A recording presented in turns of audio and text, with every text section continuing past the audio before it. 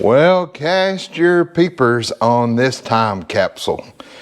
This is our new shop project, a 1986 Liberty Edition Electra Glide Classic. 23,000 miles with the original title. So this is a one-owner bike that has been very well kept up, but it hasn't ran in over a decade. So the question is, can you and I get this bike on the road once again? And then who knows what we're going to do? Do we keep it as a shop bike, take it to shows? Next year is the 40th anniversary of this motorcycle. So let me tell you all about it. Why did Harley get in cahoots with the Statue of Liberty? It's a pretty neat story. And this bike comes with a lot of history to it as well. So welcome back to Butler Customs Motorcycle Shop.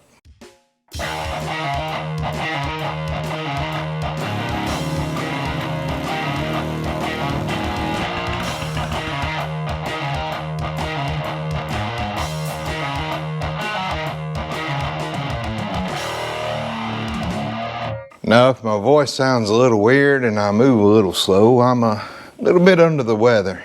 Sickness has been going around the house like wildfire. As soon as you get healthy again, it comes back around at you. But we're out here wrenching, spending time together in the shop. And I'm excited about this new project. Now, it's not like I had a poster of this hanging up in my bedroom as a kid. Actually, I really didn't know much about them because I'd never seen one. And I had my good friend Bubba from church, old school bike guy, and he came up to the shop just because he said, I've never seen one in person. Harley made 810 of these, that's it, in 1986. Now, I believe they made some in the Sportsters as well, and in the Dynas. So if you have one, reach out to me, talk to me about it. Why do we have Statue of Liberty stamped all over this bike? So in 1986, Harley Davidson released the Liberty Edition Electra Glide Classic. So they are a very limited series. I believe they did it once back in the past in the 70s, maybe 76. I'm not sure.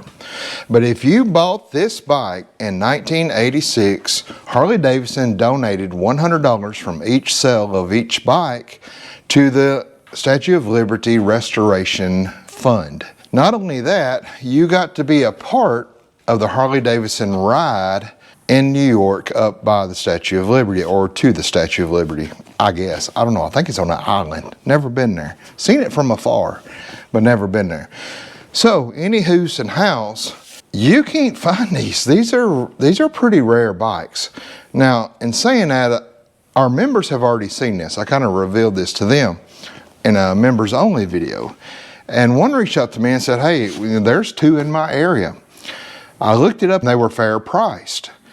So what did we pick this one up for? Well, this one was local, about maybe an hour and a half drive. Me and my dad went out there, loaded it up and come home with it. This gentleman that had it had gotten too old to keep his collection anymore. So the family members had a friend that was into motorcycles. So he said, hey, I can post it for y'all on Marketplace. Well, he did. I saw it 5 hours after he posted it. I said, yep, gotta have it. It's an Evo, it's a 5-speed. It looks like it's been well taken care of. It's original owner, original title. Yep, we're gonna get it. Reached out to him. He said, man, my phone's been blowing up. I told him what we did as a shop, as a channel. We get old bikes, we get them back on the road. We get them in the hands of somebody that's going to enjoy it, or even a collector in this situation. Maybe you're missing this out of your collection and you want it. He said, I like what you're doing. I'll tell you what, I got a guy driving 2 hours away. If he doesn't take it, I'll move you up to next in line. So my dad come up here, we're sitting in the shop, got the trailer hooked up, we're waiting and waiting. I'm like, any updates? He said, the guy's here now looking at it. I'm like, okay. I told my dad, look, somebody's gonna get it. Good grief. The motor and transmission alone's worth that and all the primary parts. And actually I started looking up while I was waiting, the tank, tour pack, and the front fairing alone would almost equal what he was asking for the bike. So there's no way this guy coming driving 2 hours isn't gonna buy it. I got a message back from the guy selling this bike. He said, if you want it, it's yours. The guy was a tire kicker. I couldn't believe it. Like, that guy walked away from this. Oh my goodness. So I guess it was just meant to be. I said, it's mine, I want it, and I'm on my way. So me and my dad went up there and snatched this up. I did not realize how nice of a bike this actually is. The pictures did not do it justice. It is original paint.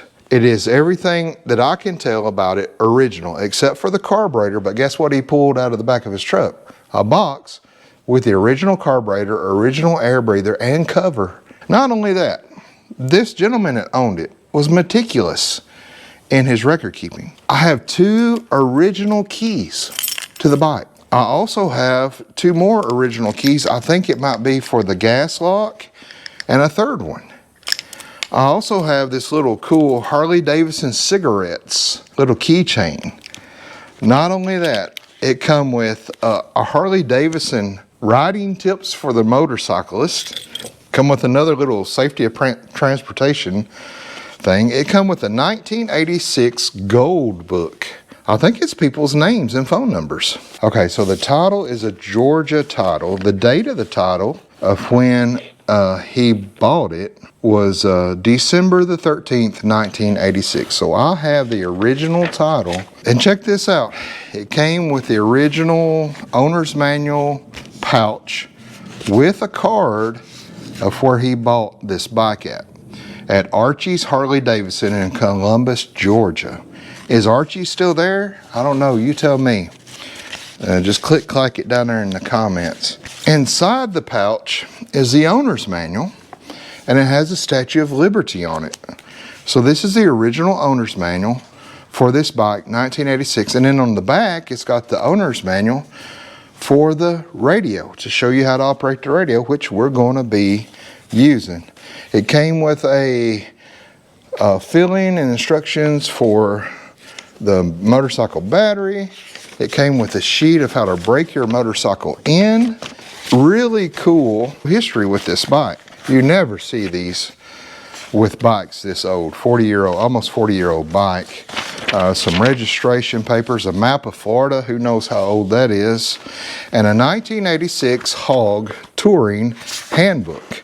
So in this, it's got maps, and it's got all the locations of the Harley dealerships back in 1986. That's pretty wild. That's pretty neat. So he was a member of the Hog chapter, and they would send out books every year, updated books and maps and such. So what I'd like to do in this video is get this thing going down the road. And then I'd like to drive down to our painter friend Mike's, surprise him with it, and see what he would charge to kind of restore this paint. There are some nicks on this fairing on the side. They said something fell over in the garage and nicked it. There's a little nick, looks like maybe a boot mark on this top saddlebag lid over here. And I think where they had a brake leak in this junction on the front, and I see some spots of brake fluid that has leaked on the fender, and it looks like they tried to just paint it in with a paint pen. I'll see what he's going to charge us to really get this paint back to how it was original. I do see some additions. There are some CB radio controls that's been added with some, looks like house wire maybe. I don't know if that was an option they had added. I do see a trailer hitch on it we're going to have to get rid of. And they did have some auxiliary lights, some extra lights, but those are easy. We can just unbolt those off the crash bar and off the back saddlebag rails. I'm excited because it was just such a sweet deal, and it's got so much, not just Harley Davidson heritage with an Evo and a 5-speed, but also American heritage. That Harley teamed up with the Statue of Liberty officials and did this special bike. My wife said, do you think they're going to have a 40th anniversary ride or something? I'm like, I don't know, but this looks pretty comfortable. Why don't you come and we'll go? So that'd be cool. So let me know if they offer something like that. This backrest, I don't know if it was an add-on. I don't think it came on stock. But it's a really nice backrest. Of course, you got to fight your leg to get on the bike, but it does fold down for the second rider to get on. And it's got this little pouch with a little mirror in it, and I was looking at it and I'm like, what is this right here? And the pouch unsnaps, which I don't want to try to unsnap it yet, and it's a purse. Pretty cool. So you can just unsnap it and go in the restaurant and eat a bite. We got a cassette tape in here. This is a cassette player radio unit, and it is a cassette of Blood, Sweat, and Tears. Now, I thought that was a album cover of maybe Guns N' Roses or something, but our member said no, that's actually an old rock group. Pretty cool. And the tour pack is this cassette tape, which says Harley Davidson Sound System Operation Tape. So this, you put this in and listen to it, and it tells you what all the buttons are on your radio.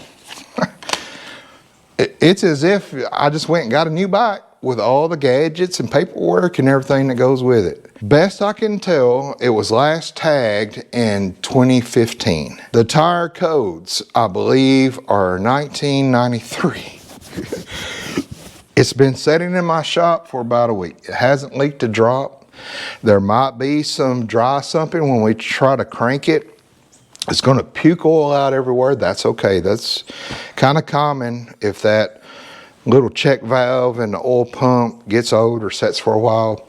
Oil will seep past it, fill up in the crankcase, and then when you crank it, spits it all out. It's kind of a old Harley thing. Nothing to be concerned about. The pipes look original and look stock. I don't think for a minute that anybody's been in this motor. I bet it's original gaskets, original cam, original push rods and lifters. 23,000 miles on it. It's probably only had about 5 oil changes and services in its life. I'm pretty sure the battery is dead as a doornail. Yes, it is. I did look in the tank. It's got the original gas level sensor. It's got the original gas cap, which is really cool. It's like a metal, it's almost like looks like a radiator cap off an old truck. Really cool. Inside the tank, not a bit of rust. So there is no fuel in here, which tells me that this gentleman was smart as a bike owner. Probably drained the fuel out, probably drained it out of this S&S carb. Could it be that we throw some gas in here and hit a battery jumper and this thing fires and barks off? I don't know. Now, I don't want to do that because it's been sitting so long. So let's do this. Let's pull these plugs and let's look down, let's bore scope and get our digital peepers down in the cylinder walls, see what that looks like. Pull the air breather off and look up inside this S&S carb. I think it's a Super E. Yeah, it's a Super E shorty. Let's just get to working. I'm too much jabbering.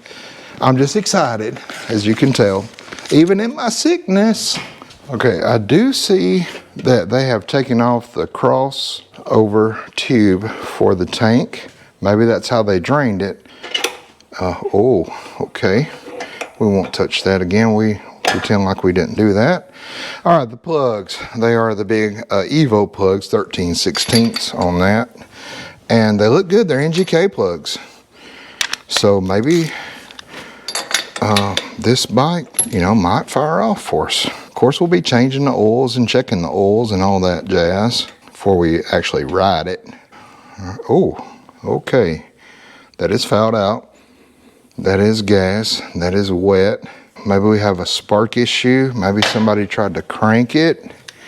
Now, I did ask about the condition of everything, and the gentleman selling the bike did say that it cranks. They did crank it at least, which is really not good. So that might be why it's wet in that rear like that and looks fouled out. Yeah, same there, really wet. Yeah, that's just gas, it's not oil.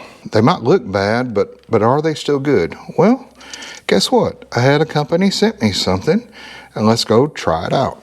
So I'm at the point of my YouTube channel now where I have companies just send me stuff to try out.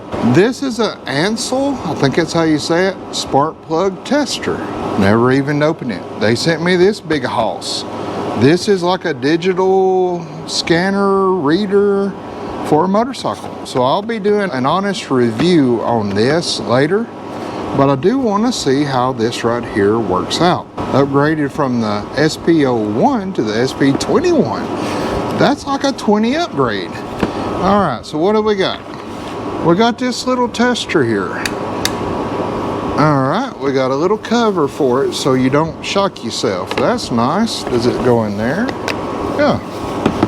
We got the little power adapter for it. And some instructions.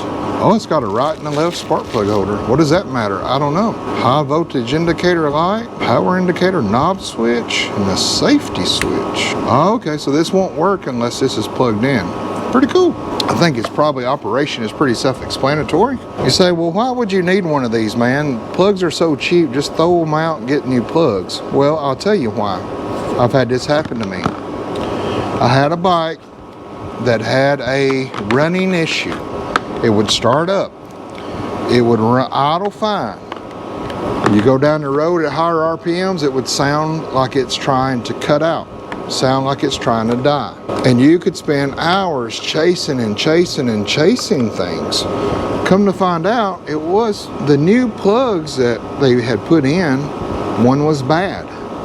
And so it would spark at an idle, but when you ran it at a higher RPM, it would not spark. All right, so let's get it where we can see it. I think that's how these work.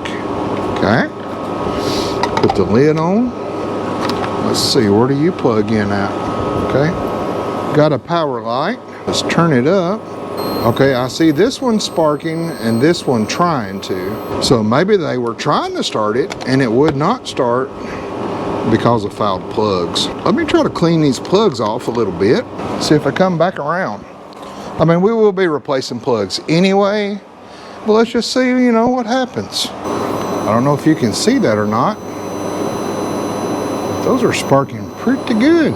But this is a good thing if you're having, you know, what might be, you think, an electrical issue, something not sparking right, and you've checked your timing, you've checked your coil, you've checked, you know what I'm saying? This might save you a little bit of time. Just because they're brand new plugs now, understand, doesn't mean they're good plugs. That's really why I like Champions. I have personally, I've never seen a Champion out of the box fail me, knock on wood, or cardboard. I like it, I'm happy with it. I'll put a link down in the description for that little thing. They're not much. I thought they were more than what they were. Check it out. If I like it after this video, I'll add it to my Amazon store. My Amazon store is in all the links of my videos in the description. You can click on that. You can see all the shop tools and things that I use like that. And also things I use for filming for my YouTube channel. That was a problem I had when I first started filming. I didn't know what to buy. I didn't know what to use. I didn't know what everybody else was using. So I wanted to add that to my channel so that if you want to start your own YouTube channel, you can go there and see what I use and maybe compare. All right, before I forget, I do want to, oh, that's stiff. Gosh, that's stiff. Yikes. I don't want to get this on here before I forget about it, throw fuel in there and it runs out everywhere. Do you know all the time I've had this, I've never had to charge it? I say that and then watch it not start up. Now, there we go. Test along. I've got this on my Amazon store too. Okay, let me straighten it out here. We're gonna go right down in this cylinder here. This one is up on us, but can we see a wall? Yeah, I'm not gonna be able to see much in there. How about the front one? Okay, it is up as well. So let me raise the rear tire up. Now that the plugs are out, put it up in the highest gear. I don't even know if it shifts. Second, third, feels good. Fourth, and it should be fifth. Now you say, well, how do you know it's got 5 gears? Well, on an Evo, if it is rubber mounted, has rubber mounts on it like this does, 9 times out of 10, it's gonna be a 5-speed. All right, so let me try to rotate the tire over a little bit. Oh, I hear that dry sump. Do you hear that? That's good, it's got oil in it. Yeah, okay, that brought it down a little bit. Oh, look at that hatching. Oh, this looks really good. Normal build up on the piston head. Oh, look at that hatching. Oh, I want to rotate it more and go on down with it. Yeah, this one's at the top. Let's rotate it a little bit more.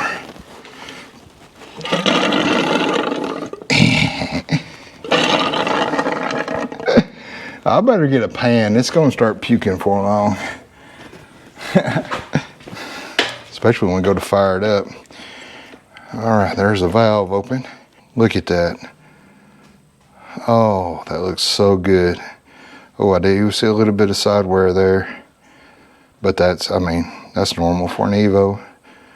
40-year-old Evo. As you can see there, me just kind of rotating this tire, it's already puking out, but this oil looks really clean. It smells really clean too, so I'll set that under there. Now we can throw our plugs in and work on fuel. I decided to leave the plugs out so that when we crank we can check for spark and all that. But I do want to get in here, check out the air breather, check out the S&S. These are 5/32 on these. Ooh, not tight at all. And then we need to get that battery charging, look at the date code on the battery. I got a jump box, so we can make it bark off if it's going to. Of course, we can't take it down the road to Mr. Mike's until it'll start back up for us. Look at that. Wow. Looks like a brand new one. This was so well taken care of. Is it choking? Oh no, my choke is stuck.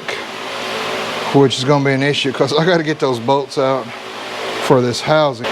Should be a 1/2 inch. My question is, can I even get back behind there? I can. Okay, but I won't be able to bring the bolts all the way out. I'll have to bring the bracket all the way out as well. So let me get this one off here. This 1/2 inch. Then as I break this free, I can bring the bracket out with the bolt. All right, she's gonna work. She's just really, really tight. So we can actually take this off here. So what they did, they left, oh, okay. There we go. Just dry, sprung up. I gotta find that other piece, that brass nut. I forgot about that spring being in there. Where'd it go? Did you see it? I didn't hear it hit the lift, so it's in the motor somewhere. All right, put a little bit of lube on it. There we go. Now it's operating correctly, but now I gotta find the nut. Put her spring back in there. Okay, nut, where'd you go? All right, listen, Liberty, this ain't the way to start our relationship together. Okay, I looked everywhere for that brass piece. I climbed up, under, over. I had put it on my chest, shook it. I can't find it. I had to go back and watch the video. It's the only time in history that my fat mitts have come in handy. As I was unscrewing it, it hit my palm, best I could tell in the video. It didn't fall down here anywhere. So I started looking all up around here. I mean, I looked up in the rocker box cutouts and everything, and I found it sitting right there. I've spent an hour looking for this thing. On all that, and in the middle of it, I'm like, you know, we're gonna swap this carb out anyway. Get this screwed back in here. Now our choke works. I want to get this hose line off here. It is a flathead. I don't know why how did you even screw that in there, dude? It's at a weird angle to try to get anything on this thing. These fuel lines are crispy. I might have to just cut this line off. It's hard as a rock. We're going to be replacing it anyway, so I'll just cut this off about right there. Now we can get us a McDonald's cup under there, put some fuel in the tank, turn the petcock on, see kind of what comes out of there. I don't know if there's any gas left in the bottom. I would assume not. Okay, she's really stiff, but we can lube that up. There's no snap back at all. Get these springs lubed up. All right, that's getting better. She's just been setting for a minute. She has been setting 10 years, I would say. Still no snapback, but it's rideable like this. Well, there's like a bag under here. A plastic bag. Okay, we got to get this off, see what's up under here. All right, so let's get this seat off here. I want to get this contraption off. So we'll just pop this off here. Take the bag off. It's a little bit easier. It even has the original kind of string here that the bag hangs on. I hope that's sturdy enough for us. And then it should be a 1/2-inch bolt that goes to this handrail right here. Somewhere right there. So this doesn't have a bolt in the back of the seat that, you know, goes to the tour pack or the fender or anything like that. It's got 2 bolts that actually bolt through this up into the seat. Now the battery's not under here. The battery's on this side panel under here, it should be. So we will probably be removing this bag as well. But I do want to see what's up underneath this seat. Let me go to the other side, do the same thing, and then we can slide the seat back. Now we should be able to lift the seat up and back. Enough to get it up through there. Yes. Okie dokie. There is a trash bag down in here. That looks like all this stuff here is for a CB radio. They've just put the whole CB in a trash bag and set it down in here. Check that out. That's just like a truck stop CB right there. Bubble wrapped and in a trash bag. Wow. Okay, I don't think that's factory. So we'll be taking all that off and getting rid of that. That's wild to me. There's nothing in that other bag. On this bag, it had an old can of Fix-A-Flat. A Dorch Insta-Tube. Doesn't feel like it's ever been used. And the hose that goes with it too. Might have to try on that. And these old bags, they are not the, hey, let me check something going down the road bags. You don't want to do that with these dudes. But what I want to do is go ahead and get this side panel off. It does have this added switch here, which has nothing on it. So we'll be taking this off, and then we'll be, Mr. Mike can fix that. You'll never know it was there. Can we find a date on this battery? I don't know, I have to probably disconnect it. See what kind of juice it's got. I would say nothing, wouldn't you? Like dead. Like 0. Now, your modern day chargers are not going to charge this, because it has to be a certain voltage in order for it to even charge. But I got an old school one. Throw that dude on there and boom! She's going to charge. But I got a jump pack too, that we can just click up on there and it will give enough power for the moment through the cables. You don't even have to have the battery hooked up to start the bike. So I'm not too worried about that. But I'll go ahead and take this out, see if we can find a date code on it. How's your day going? Doing good? What you working on? Yes, you. Sitting on the couch. You. I know it's your day off. That's fine. That's an odd shaped battery, isn't it? Look at that. It's an interstate battery. I don't see any date on it. Wonder if it'd come back around. Let me set this outside in case it explodes. Hook that old school charger up to it. See if we can get her to come back around, come back to life. You never know. So here's what we're dealing with. All this so you could breaker 1.9 come back to going down the road. So that's what all this wiring is for. So all this is going to go, I'm pretty sure it's not factory. I don't think they would just use electrical tape to stick it together, put it in a plastic bag and stick it down in your motorcycle. I don't know, 86's years were weird. Maybe they did that. I doubt it though. So I'm just gonna kind of yank, you know, all this out. I've got the battery on high broil outside, so it's chewing away. I don't know if it'll come back around. I don't know, it might. I want to finish getting this off. Then I want to take this bracket here off, which is an added thing. This is factory, this one right here, and the seat bolts into here, and then the bag rail, of course, is factory. So I'm just going to take these bolt nuts out right here and get this thing right here off. If you want this, or hey, if it came with the bike as an option, let me know, please. All right, so there's everything that come out of the CB stuff. Good night. And it has, of course, the antenna run back here to the trunk, which I'm going to take that off and have Mr. Mike fix that plastic hole in that. It had a volume knob, I guess, here on the side, which I got to take off and then let Mr. Mike fix that hole there. Okay, so I put about a couple gallons of gas in the tank. Let's go over to the other side, see what it's going to look like when it flows out. Then hook it back up to the carb and see if we can get some lubrication in that carb before I actually try to take the float bowl off, see what looks inside. But I bet it's clean as a whistle. If you ever tried to blow in a whistle after kids had it, it is not clean. Wonder where that phrase did come from. Some of you smart fellas and folks and fellettes, tell me. Okay, I want to turn the petcock on, reserve, and see what we get out of here. I want to make sure there's no trash in there, rust, the lines. If it looks really dirty gas, then there was some in here we want to kind of flush out. Where's my petcock? That's on. Okay, with on we do have, and it looks very clean. Look at that. No trash at all. No trash at all. And the petcock is working. Very good. Oh, better than my hands. Alright, it's hard as a rock. I'm just going to have to replace that line. Alright, got me a new line on here. I put the sheathing back over. It's a little heat shield thing. This hard as a rock.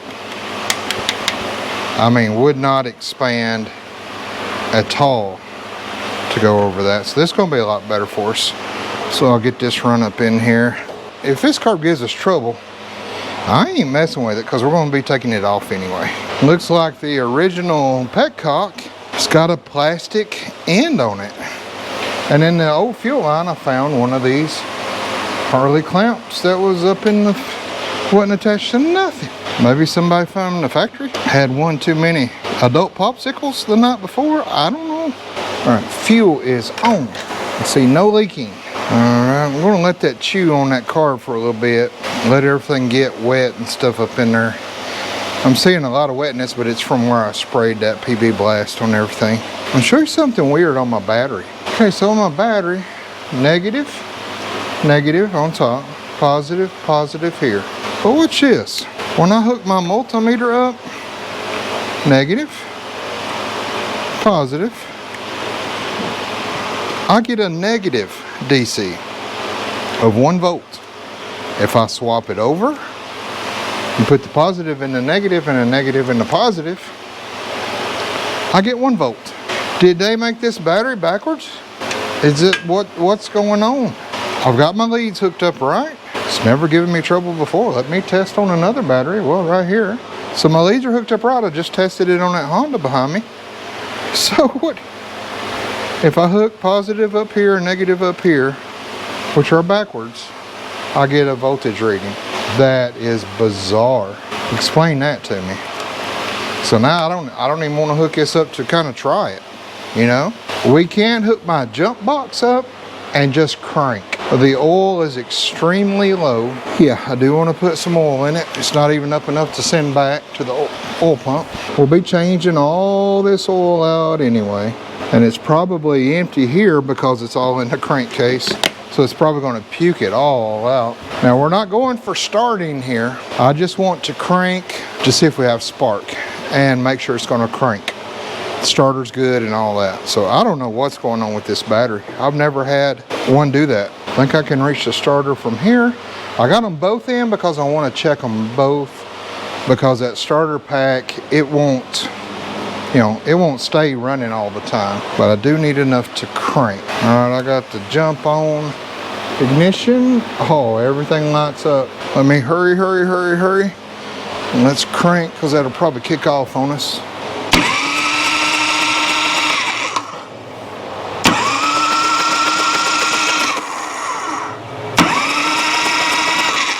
No, sounds good. Boy, it sounds great. But no, there is no spark to this. Okay, so no spark, but these plugs, you know, they're used plugs. Let's try the spark tester and repeat that same process on both cylinders. So I'll go ahead and unplug this, because it could just be bad plugs, those old plugs. I don't know how old they are. You keep an eye on this right here. I want to click that button again, and I didn't check to make sure my run stop button is working. It is in the run position. Now let's see. All right. Yes. All right, let's try over here. Ooh, I hear that something. All right. Yes, all right. We have spark.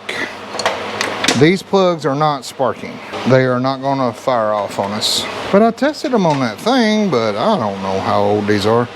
I mean, we can try it, because I gotta go get a battery for it anyway.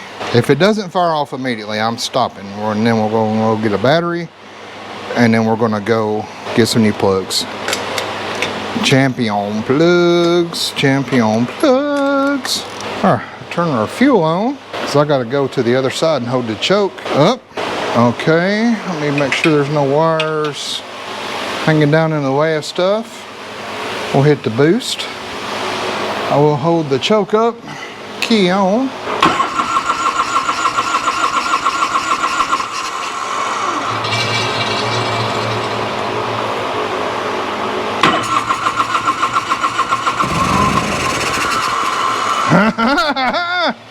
She burped off on us. I see it puking down there. That's fine, that's fine. Oh, she sounded quiet and good. Okay, come on, little battery pack. Hold in there now. Oh, come on, little battery pack. Little battery pack. Do your magic. Yes. Choke up. Okay, did not like that. We have oil pressure.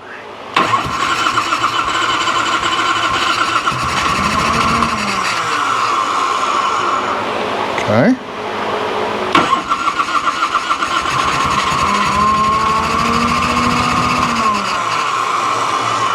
Okay, maybe weak spark with those bad plugs, because she was wanting to come alive, but I had to stay on the starter, and I don't want to burn that up or the starter solenoid. All right, so off to this parts store it is for a battery and some Champion plugs, some oil, an oil filter, primary fluid, and transmission fluid. We are back from the parts store. Okay, they did not have any Champions, so I had to go with the Autolots. Looking at these other plugs, you know, it's an Evo, so I usually run the gap right at 40. This one was 34. So maybe again, that's why, you know, they were kind of barely sparking, not wanting to like jump off, you know, on us. So we'll set these right at 40 and throw these in. These are Autolot 65. I don't know, they might run good. Of course, I did order some Champions, so as soon as they come in, I want to swap them out and then put these on a shelf. You always got to check your gaps out of the box, even if they come with those little, you know, those little round cardboard thing covers. Come back, there's no leaks, no fuel leaking anywhere. I kept smelling fuel, and I'm like, why am I smelling fuel? Everything's dry, and I forgot I had that McDonald's cup with a quarter full of gas in there. I did pick up a battery, spark plugs, got some oil. I had some transmission fluid in stock, but I got enough oil for our motor and our primary. And then I got a new oil filter. All right, we have our new battery in. We got our new plugs in. All right, I don't want to squirt anymore, because remember, it barked off, it popped back on us once. All right, we'll turn the fuel on. We'll go to reserve. I don't know how much fuel's in there. I'll hold the choke up. Let's see what we got.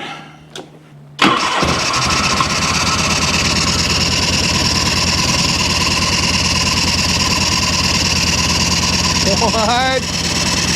This runs so good.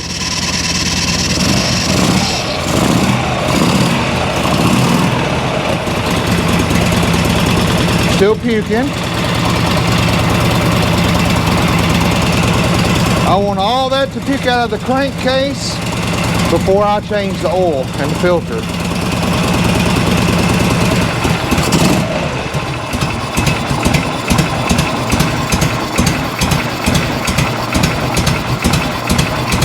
There's an Evo Gallop for you. The last of the Gallop. There you go.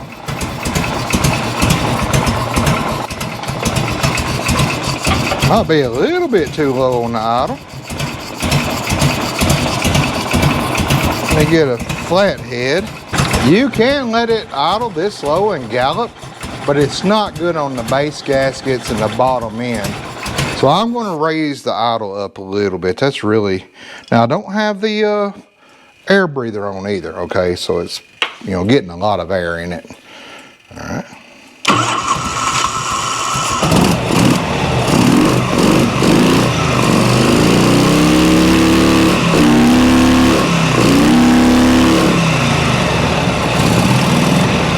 About 18 pounds of pressure, oil pressure. Oh, it doesn't look like we're charging. Okay. Unless the gauge is wrong. Let's see. It's showing about 11 volts on the gauge.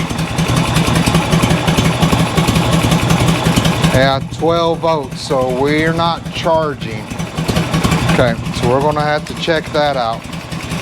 Might be why it was parked and didn't run, so we can't run it like this. Okay, the rectifier, there's a little, I don't know, like an insulator here attached to the frame that the rectifier comes up and then it's gonna charge back. I wanna start testing here with the bike running, see what kind of voltage I have here. Then if not, I want to get into the wires for the stator. We might be having to get in here and need to fix that anyway. We might have to get in here and start looking at stator issues. Hopefully not though. All right, let's start it back up. It's not running right.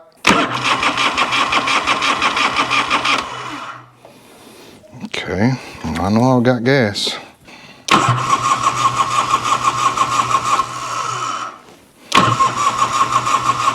Okay, did I lose spark? That's weird, isn't it? Okay, so we have lost spark. So it's not a fuel issue, it is a spark issue. So why did we lose spark all of a sudden? So now we have no spark. Maybe ignition module going out on us, getting wonky. Maybe some wiring because it would run and died out on us, now it won't start. Time to pull the schematics up on it. I don't want to keep cranking without it sparking. That is not good. Okay, so I got the schematics. Pretty simple wiring on these. It does have an electronic ignition. It does have a VOES, which is hooked up to the SNS. It does have an electric pickup. I checked the main relay right here. Mechanical, it's fine. I checked my wires running back from my ground and my hot, they're fine. I think the issue is going to be either under the tank or in the ignition pickup. So I think we're going to have to take this tank off. The way those plugs were wet when we first got it up here, then it cranking and the weak spark, then new plugs and it fired up. It was running good, but when I got on the throttle, it was sluggish. Like the spark would not increase. I can see the accelerator nozzle squirting fuel back in there when I twist the grip. So now I know it's not a fuel issue. I got to pull the tank off anyway to get rid of all the CB additional stuff. I think somebody's been in here monkeying with stuff, trying to get it to run. I took this little cover plate off that also is like a seat holder on her right here. And when I did, the bolts that actually hold the tank on, they're not run all the way down. The center bolt up here on the frame neck, the nut was not tightened down. Somebody's had this tank off. Somebody has tried to get this running. So All right, let me get this out. I've already got the bolt in the front off. The fuel should be all ran out by now. So now, besides our fuel sending unit, which is right here, I believe, we should now be good to take this whole piece up, back, and out. And make sure there's nothing else holding us up. Because the last thing I want to do is damage this tank. Okay, what are we on? Oh, good grief, I forgot the petcock. What is wrong with me? I blame it on the sickness. Goodness gracious. What is going on in my brains? All right, I'm gonna be careful with this plastic fitting. There, coming off a little easier now. Now we can get in here to our doodabbers and whatnots. And my goodness, that's a mess of stuff for the CB. Never seen the likes of stuff. So we'll be taking all this right here off and out. It runs up to the, I guess, the radio as well. I mean, these adapters are period correct, these connectors, but it's all CB stuff. You don't ever see gray wire in Harleys, and it's all like CB stuff. But I do want to kind of save on what's connected here just in case. Now we can have access to our coils. We can do some tests to make sure the coil is getting power to it. Because if not, then that would cause it not to spark. Okay, power on the battery, 12.27. Nothing, 11.4. Okay, we have power to the coil. All right, so our wiring is correct in getting power to the coil with the ignition on. So I want to go ahead now and pull the coil off and test it off the bench and to see if it's a busted coil. Sometimes you can even visually see it's got crack or something in it. Okay, so to test the coil is very simple. You have a primary coil resistance and a secondary coil resistance. So the primary coil resistance is going to be your two terminals that your wires hook into electronics. Your secondary is going to be your reading from here to here where your spark plug wires come out. I've got the multimeter here. It's set on 0. It's set on alarm. I want to see what the resistance is of my wires and then subtract that. We've got an 84 to 94. Here's the ohm range here, 0.2 to 3.1 ohms.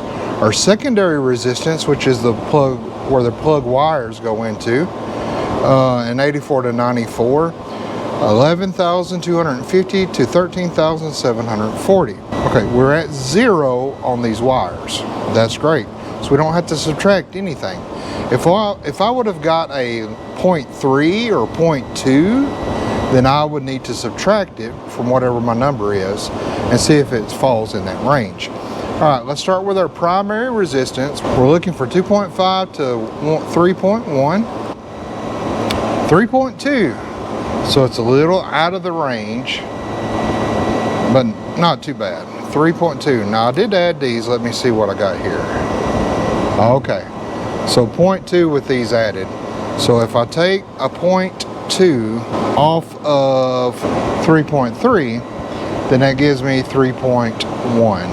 We're right there in range. Okay, all right, I got a 0.2 there. Let's see what we get down in the hole. Okay, we've got nothing, 0. So that is a very good indication our coil, secondary coil, is busted. Okay, I went over to the bin in the Sportster box and found a dual fire coil. This multimeter works great unless you put it on this own thing, then it kind of gets like a mind of its own. Okay, there we go. All right, 16,000.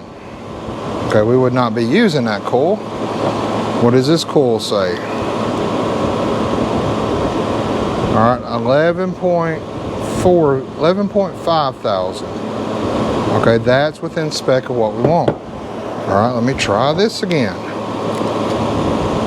Are you kidding me? Alright, this coil is good. It was my multimeter. Yeah, it's right in the dead center of the range. Okay, this coil is good. 3.2. You know, we can throw this on and try it. Look, 0286. Wow. So this was the original coil. 0521. I have seen them go bad when they heat up. And that's exactly what happened with this one. With this swelled up the way that it is, I'm just going to throw this one on. Same part number, just newer. A lot newer. 35 years newer. So let's put this on, crank the bike. There should be enough fuel in the carburetor to know if we're going to get spark. I can put a spark tester on it as well and watch it. I bet you when it got hot, it would start losing its coil resistance. I'm hoping that's what it is. See if we still got fuel. Yes, I just squirted some in there.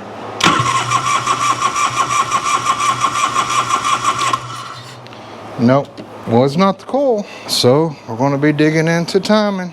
So according to the schematics, our pickup, our timer and pickup that's over on the cone of the motor has the 3 wires that run straight to the ECM, or the electronic ignition module. I've never seen one placed right here on the neck. Here's our module right here.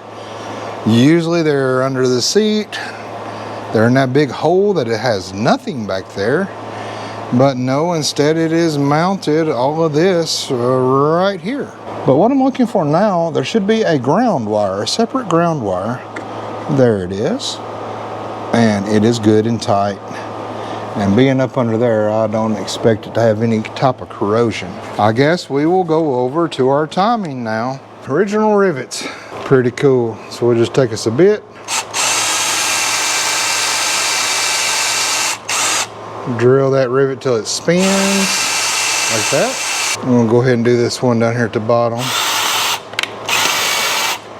There we go, that one come out on us. There we go. We can get us a Phillips head. I am kind of curious to see, you know, what's in here anyway. Condition of it. Oh, okay, she's melted on us. She has melted. Yeah, the wires are just coming out. Yeah, the wires are coming out of the sensor. So she has moved on us. Oh gosh, that's just like Play-Doh. So there's no longer any covering over the wires. For a pickup, I can actually just pull the wire out. Look at that. Yeah, I would say that's our problem. Ever seen one do that? I didn't think so. I want to see Liberty go down the road. She's giving us fits. And I had my hopes up thinking, well, we'll just be able to throw some gas in it, a hot battery, because the guy had took such good care of it. And that's gas right there, but I think it was pouring out of here. So that would explain a whole lot as to the poor ignition, poor performance when you would get into the throttle. That should not be gooey. It's like it's dried out or something. I've never seen one where I could just pull this right out. Probably the first one to take this off. And maybe, hey, maybe that's why this was parked, you know, because of this. One good thing I like about the older Harleys is usually on all the parts, like this ignition plate, you'll see part number. And inside here, wow. Looks super clean. That bell looks like a brand new bell. Look inside there. It looks brand new. I ain't joking. It looks really good. I do see just a little weepage of oil, but not bad at all. All right, let's see if we got another ignition like that. I'll look up the number, see what they kind of cross-reference to other bikes, how far up in years they go. They really use these on all their bikes pretty much. Okay, I called Harley, and every time I call Harley parts store, they tell me the same thing. This part's obsolete. That's just kind of what they say. I'm gonna buy a shirt that says that because that's all Harley ever says to me, because I work on old stuff. But digging around and rooting around in the box, guess what I found? An Ultima digital ignition system, which is an upgrade. Now, I would like to go back to stock. Dennis Kirk website does carry the ones, they're aftermarket, but they look OEM. It's got the same 3 wires, the red, the green, and the black, and I can hook it right into where it needs to go. It's got the gold button in it already because it's older than an 83, or I think 83 and up maybe had them. So I'm going to go ahead and run this, cut this off and run this out, get this out of the way. We can put this in, run the wires just up here. Let's set this up real quick. It's super simple. I don't even know if this works, but it was in that case that the 10K bike was given to me with the button and all, so I'm pretty sure that's what come off the bike. They do have a single fire and a dual fire mode. So we're going with the dual fire, which is what's stock on this, and a single coil. So this white will be tied in to the coil on one side with the power, so we need a key on power for that. The blue wire on the dual fire single coil is not used. The pink wire goes to the other side of our coil for spark it up, and then the green wires are tacked wire, which I'm not going to worry about right now. So really all we have to do is hook our white wire up and our pink wire to our coil, and then get power to this white wire at the coil. These are built in for static timing. You'll see these lights here that'll come on. You can static time it by that, so that'll be good enough for us to get it running. So let me get this wire out of here. It's got to come out anyway. I'll throw this on, and then I'll unhook everything to the coil except the white wire and the pink wire. And then I'll get power to the white wire up here at the coil somewhere with the key on. Okay, I got our white wire hooked up to the coil, and I found the power that comes into the coil with the key on. I got the pink wire over on the other side of the coil. I took all the other wires off that coil. I got our purple VOES wire hooked up.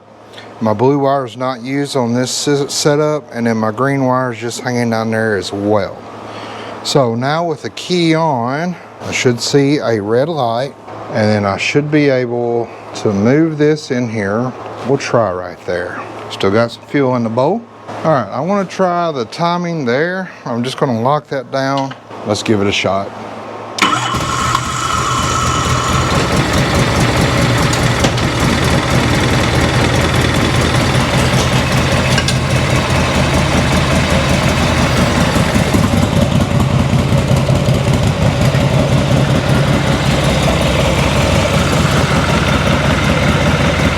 Sounds good. We might just run that ignition.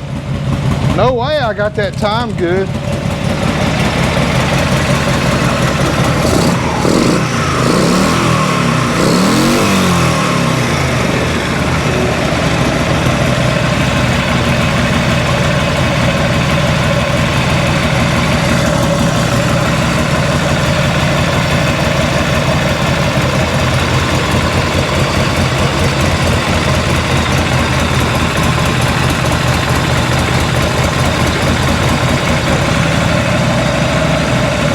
About to run out of gas. Anytime you're about to run out of gas, it'll rev up and then it'll die. That sounded good. That sounded actually good. And I said, now what do we do? Do we use this? We've already got the ignition on the 10K bike. This is super simple wiring. It would eliminate. It does have the green wire for the tact we can hook up to have our tactometer. Huh. I don't know. I mean, we really wouldn't have to do anything else. We could wire that in, button it up, but it's not going to be stock. Get rid of this module here, but it's not going to be a stock bike anymore. But it's going to be a digital upgrade, a nice upgrade. And we can set different, variations on this. The pickup ignition that I found on Dennis Kirk was $60-something.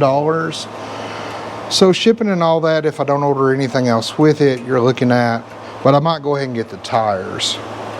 Then it'd be free shipping. So what do we do? Here's my thinking. You tell me if I'm wrong or crazy. It's got to be one of the two. How about we run with this ignition for now? I'm going to leave the Electra, the OEM one up there, tape the wires up and stuff, but there's nothing going to it. It's basically, I could pull it off and take everything out. But so let's leave it like that for now. Let's go ahead and order the one that goes on it. Let's go ahead and order tires and things like that. But for this video, I wanted to get it going down the road. This would help accomplish that. Then we could take it over to my painter friend Mike, visit him, see what he thinks about the paint, about the bike. While he's got everything doing the paint restoration on, then we can throw all the parts and stuff at it. What do you think? We'll put the stock carb on, we'll rebuild it, do a new air breather and cleaner filter in it. We'll put an OEM style ignition in. I'll probably swap this coil out and use the original coil. I'm trying to keep things, you know, kind of original as we can. We could do all that, you know, while he's got all the tins and stuff, because we're going to have to take the outer fairing off. I will probably go ahead and take the inner fairing off as well, because it's got that CB thing that they drilled into, and he can fix that, hopefully. Take the tank back off and take it to him. We can take everything off, because the bag rails, the tour pack rails, all that's got to come off so he can get in there to correct the paint and stuff. Let's go with this ignition. Let's get it timed, but it sounded like I got right on it. We might can tweak it and play with it a little bit. Of course, I knew we was about to run out of fuel, so I didn't want to monkey with that. Yeah, let's do that. Good plan. All right, I got to get me a bacon sandwich, and I think we got a ball game tonight, so I'll see you in the morning. And then we got to see what's going on with the charger.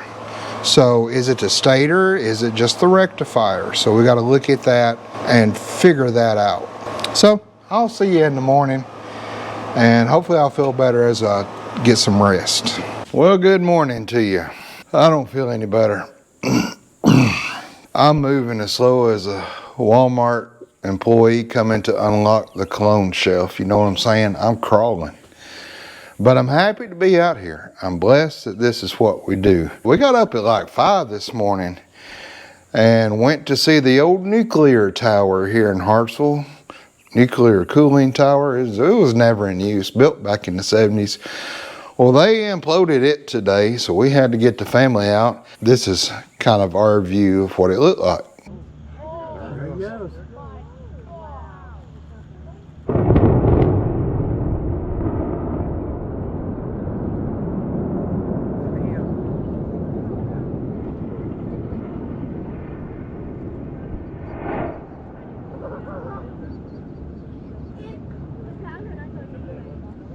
So that's pretty cool. Kind of part of our Hartsville history. And then I took the family to some Hardee's. A terrible mistake, terrible. Immediately had to come back and go to the bathroom. Spent way too much money for food that hurt your stomach. So while we were out, I thought, well, let's go set us up a P.O. box for our YouTube channel. So we did that.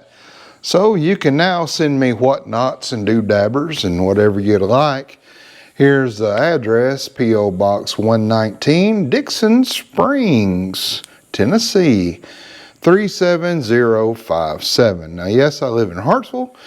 Dixon Springs is just 2 miles that way. And their rates for the P.O. Box was like half the price of here in Hartsville. So go make that make sense. I don't know. But I'm excited to get this thing going. I hope and pray we can get this down the road today. And I thought about it, and I'm like, all right, we're just gonna run that ignition for right now, put the wires up somewhere where it ain't gonna touch nothing hot, leave the cover off for right now, and then get it to Mr. Mike so he can see it and look at it. Then we're going to bring it back here, start, stripping everything off of it so that he can get working on the paint. And then in doing that, we can get rid of the things we need to get rid of, fix the things we need to fix. So I want to keep this ignition, the stock ignition on it. We're going to buy the pickup that's like the OEM style. It'll plug into the original connector. So the VOS we can plug back in. I am going to put the old original coil back on. I think it's probably good. Before I order all the parts, I've got to see about the charging thing. We've got to determine, is it the rectifier just not putting out? Is it the stator? Now, you know me, if I'm going to replace a stator, more than likely I'm going to replace a rectifier regulator as well. And if I'm going to replace a stator and a rectifier, we're probably going to go with the really good Cycle Electrics stator and rectifier. If they make them for the old Evos, I can't remember, but we'll shop around and see. Then I want to play with some stuff, you know. Does the boot bopper radio work? Does the cassette player work? Does all of our gauges and lights and horn and turn, does all that work? When this bike gets done, I'm telling you, it's going to be slicker than an O'Reilly's parking lot. I ain't joking. I'm excited. All right, I've got a little bit of gas in my little jug there. I think enough for us to run. All right, I'll have to hold the choke up for a minute. Key on. Starts up good.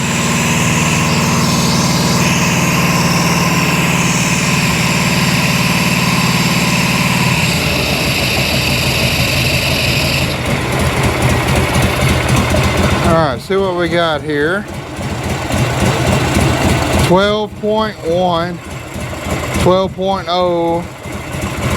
See what happens if I rev it up.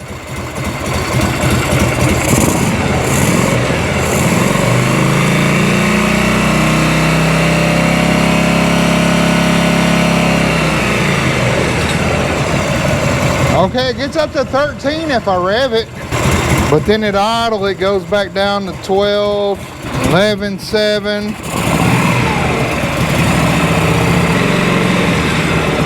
Got up to 12, 8. Now pulling back down to 12, 1, 12, 11, 9, 11, 8.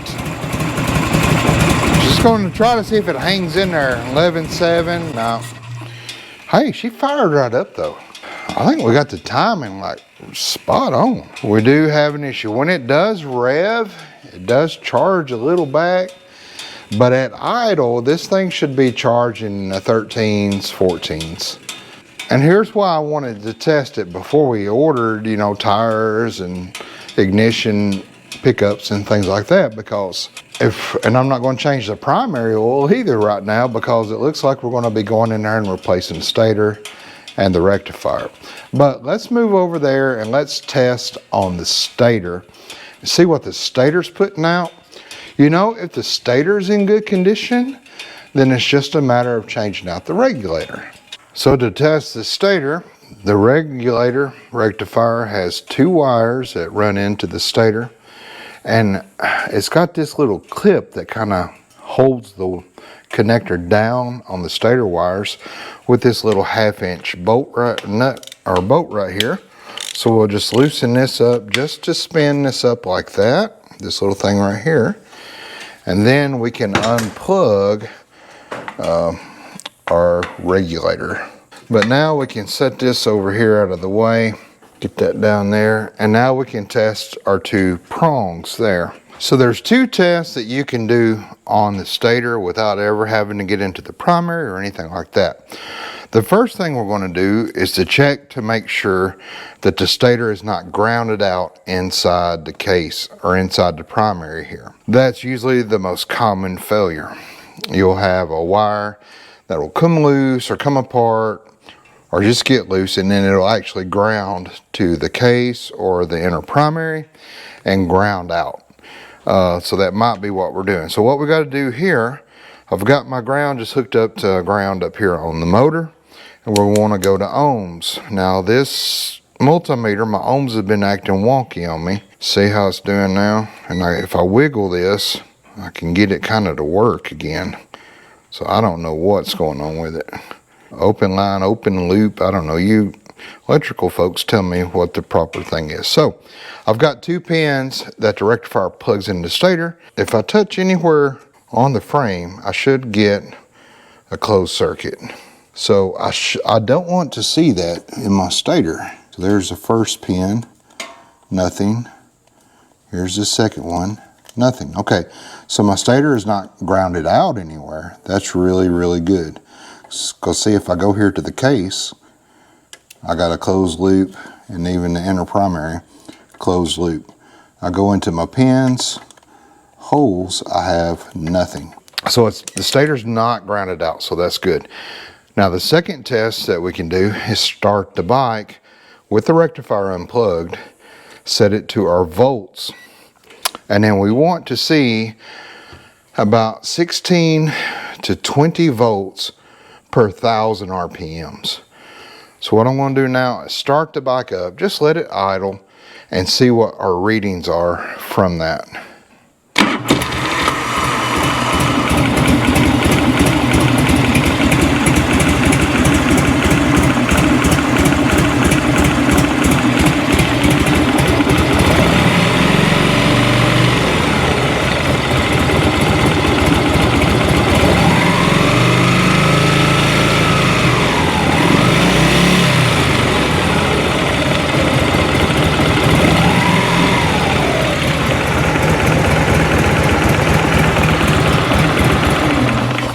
Okay, so our stator is not putting out any voltage.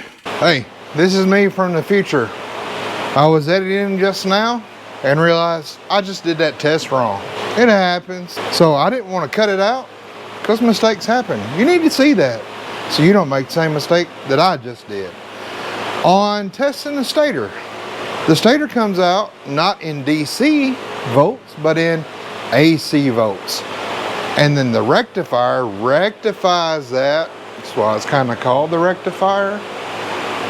And regulates it so it doesn't send 24 volts back to the battery and blow the battery up. But the rectifying process takes it from AC current to DC current. While I'm editing, I realize that. And so let's do another test. It's easy to do. And I'll get down here. The bike's already off the lift, as you'll see here in a minute. I want to do that test again. Our stator might be good. It could just be a rectifier. Remember, it did not ground out on us. So I want to see what it's actually charging in AC current, not DC. Oops. I don't know why I didn't think of that before. But we'll just blame it on the sickness. How's that? All right, pull that little pin holder up. Get our rectifier unplugged. We'll get a ground over here on case bolt head. We'll turn this on. All right, and then we will turn this over to AC. That's what I should have done in our test. Okay, I'm gonna go ahead and put a pin in one of the holes and try to hold it and get myself out of the way where you can see. Then I've got to crank the bike. Not only that, I got to increase the RPMs to about 2,000. And if I see this thing going up or above 16 volts, then that side of the pin is good. So ignition on, start it up, Joe. Stay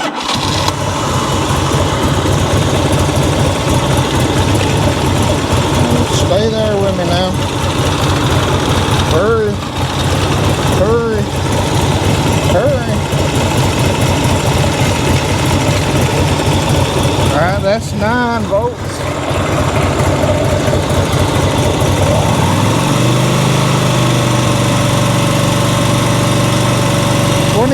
Volts, 22 volts.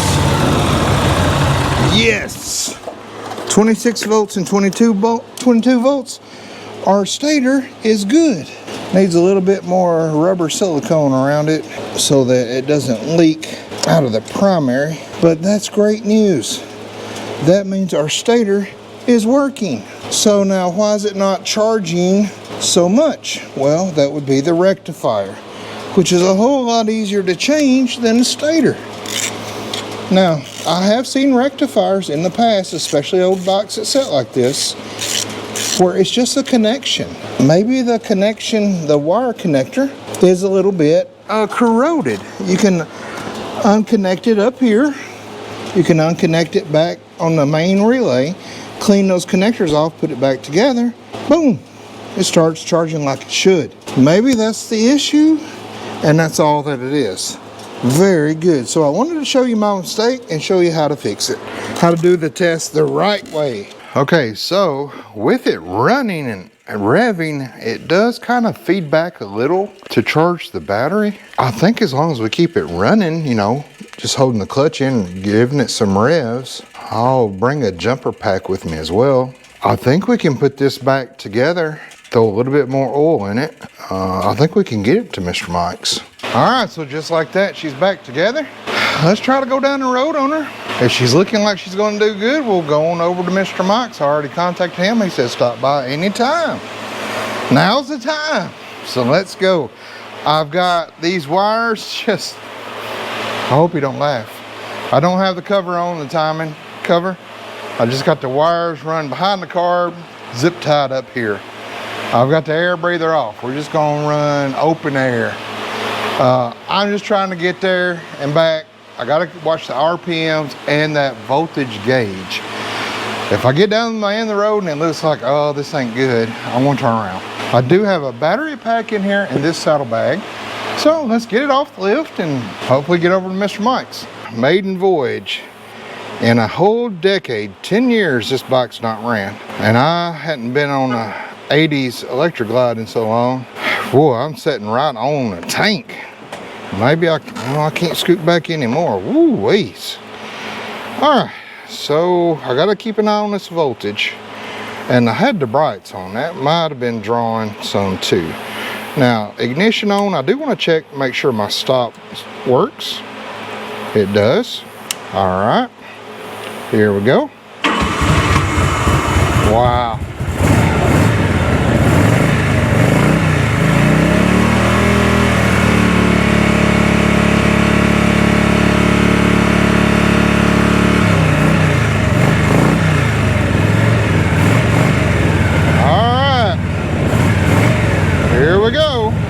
Front brake does work, rear brake does work.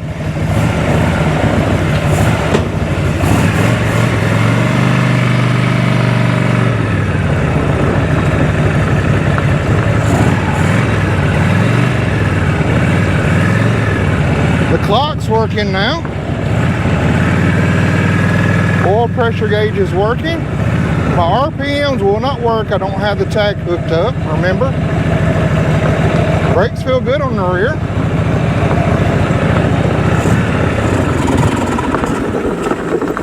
Okay.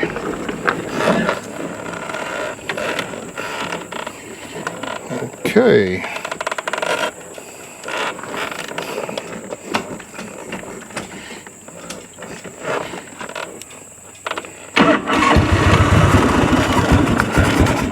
Oh gosh, I don't have my fuel on. Well, good grief, Bubba.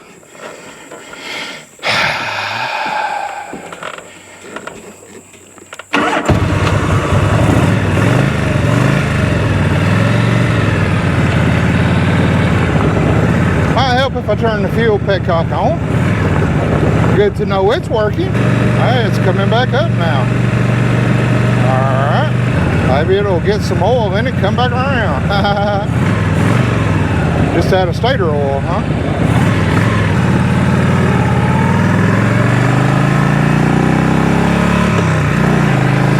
Woo-wee. Oh, we got our time right. I should not be going this fast on this bike.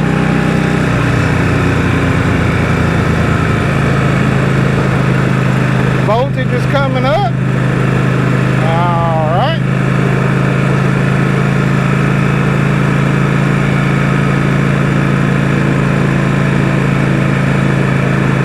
Handles real good, as the 80s Evo should.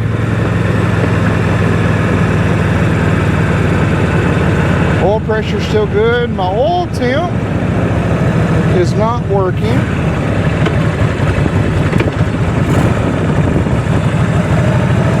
Clutch feels great. Transmission feels great. Definitely a low mileage bike.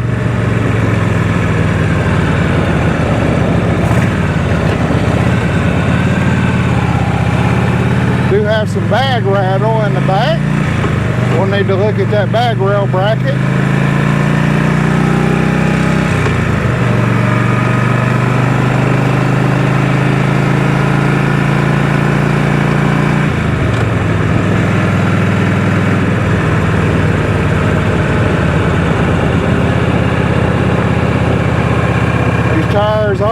as a rock.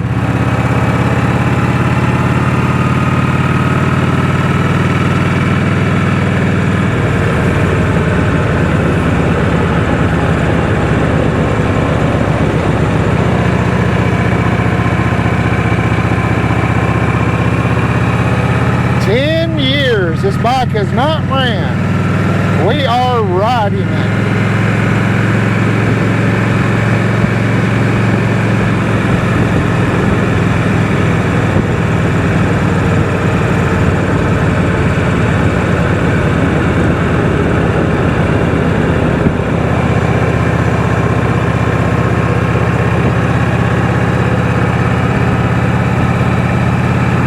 It rides really good.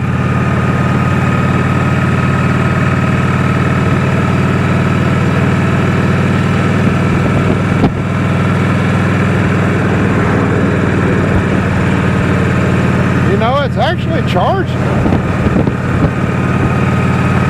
Front forks might need a good rebuild.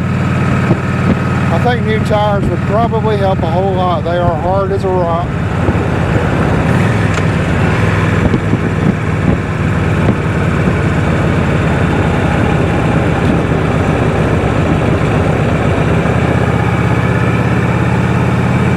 Mr. Mike's is just here on the left.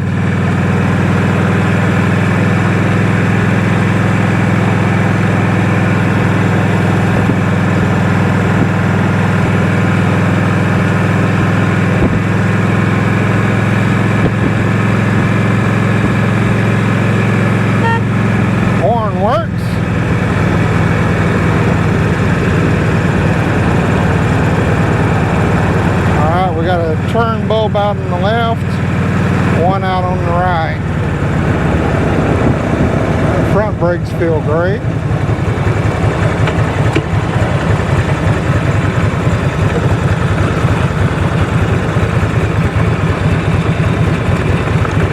Transmission feels awesome.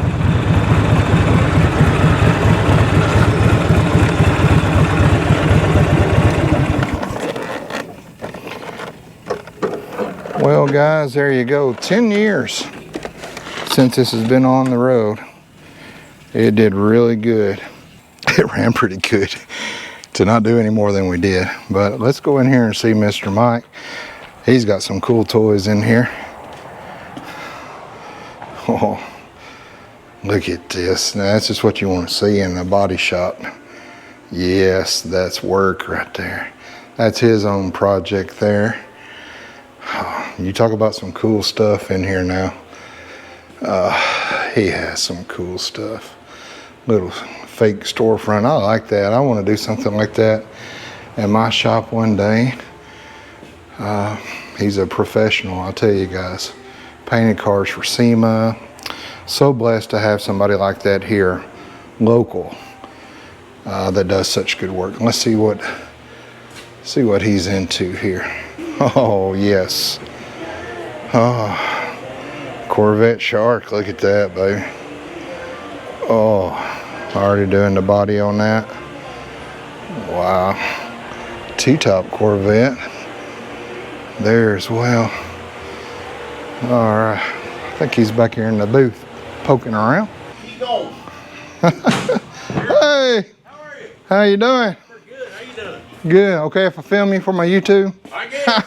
You won't break the camera, will you? No. Good to see you, Kevin. How's YouTube. everything going? This is Mr. Mike Howe, the professional I've been talking about. Professional. There ain't no difference between a professional and amateur. What's that? Professional gets paid. We all do the same stuff, just some of us get paid to do it.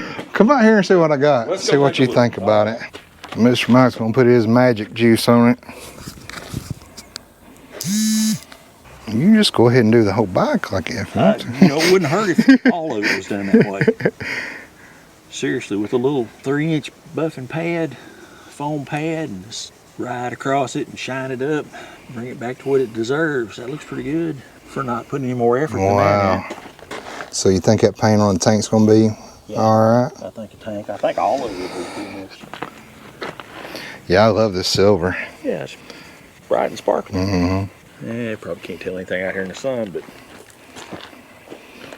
definitely helped a little bit. Now this is gonna have paint work, but Yeah. It brings the black. That black's got some blue pearl in it. Oh, it does, doesn't Yes, it? it sure does. Wow. That's pretty. Experiment a little bit and see about how much blue pearl put in it to Okay. make it match up good. Is there any kind of paint coat or anything you need from me to research, or? If you could possibly get it, you know, a lot of Okay. times they put it on a sticker underneath the fender. Okay. Yeah. On the underneath the front fender. I've seen them on the front fender. Okay. I think there may be other places. Now I've heard I could call up there at headquarters in Harley, and they can tell me the production number. Yeah. Since it's a limited series. Maybe I can get the paint code. Would that help? May be helpful. There may be a formula for it, and there may not, because Oh, okay. they're pretty much, these colors are proprietary for Harley Davidson. A lot of them Gotcha. are. Okay. PPG was one of the bigger suppliers of colors Okay. and paint for Harley Davidson. But don't know what that's got on it, and there may not be a formula. I went through that. I had a 100th anniversary Road King and replaced the rear fender on it, and there was no formula for the silver on that two-tone silver and black for 100th Really? anniversary. Wow. I had to fake it.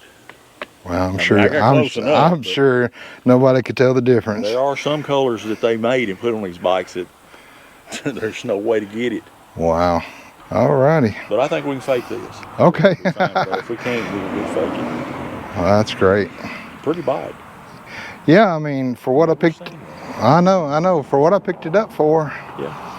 Yeah, I've had a couple guys come up to shop because they've never seen one with their eyes. They heard about them back in the 80s.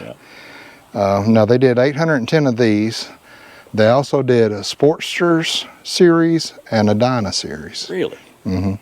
Yeah, I did not know that. Yeah, and these are the higher priced ones. Of course. Because of that word right there. Yeah, yeah. So I've already named her Liberty. Yeah. So, Yep. but all right, I'll get out of your hair, and then I'll strip it all down probably next week That's fine. and get it over to you. Well, thanks for bringing it by and letting me take a look at it. Yeah, is it I've something you'd never be? seen one. Yeah, I'll do it. That's no Okay, problem. I appreciate it.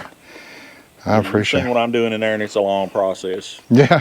So, Yeah. Now, of course, I guess you want me to take all the hardware and all that off. the more you do, the less I'll have to charge. Yeah. Okay. Yeah, I'll take all that off for you and stuff. All right. Yeah, just bring me as many pieces you want, and I'll just polish them while Okay. we're here. Trying Yeah, I'll bring them all up at one go. I can't wait. It's gonna be nice. It's gonna make somebody a really nice bike. Well, there you go. A 1986 Liberty Edition Electra Glide Classic. Single owner, original title that hasn't been on the road in 10 years. And we did it. We got it back on the road. So we'll be seeing more of this. What do we do with it? Do I keep it as a shop bike? Take it to some shows? Maybe there'll be a 40-year anniversary ride next year? Or do we let this be added to somebody's collection? So here's what we're going to do the next time we work on this together. We've got to strip everything off this. The fairing, the inner fairing, and the outer fairing. All the bags, the tour pack, the tank, the side panels. And I need your help. I need to source some things like the rubber trim around the side panels, the little rubber thing around the oil spout, tube, checker, finger, sticker thing, dipstick. The next video, we're going to strip it all down. Get all the parts over to Mr. Mike to start on. Then we'll get it back on the lift and we're going to start cleaning everything up. I want this motor to look really good. Now, not brand new, but really good. We got to have new tires on it. We do not need to be riding with tires with a date code of 1993. I could tell they were really hard. And you know, don't do what I did. I'm so excited to go down the road. Guess what we didn't check? Some very essential things. I didn't even open up the primary inspection cover and look at the primary chain tension. I didn't see if it's got primary oil in it. I didn't check the transmission fluid. I didn't check the tire pressure. I didn't check the brake fluid. Oh my goodness. Don't be like me. We should have checked those things before I rode it. We're gonna clean the forks up as well, probably rebuild those forks, get the old seals out, put some new ones in. So it does have air ride in the front and in the rear, so we'll need to check all those lines. This is gonna be a great bike, a really good bike. We gotta get grips and all that fun stuff. So there's a lot more to come with Miss Liberty here to get her back into the condition she was when the gentleman enjoyed her. So thank you so much for hanging out in the shop with me this week, and tell your mom and them I said hi.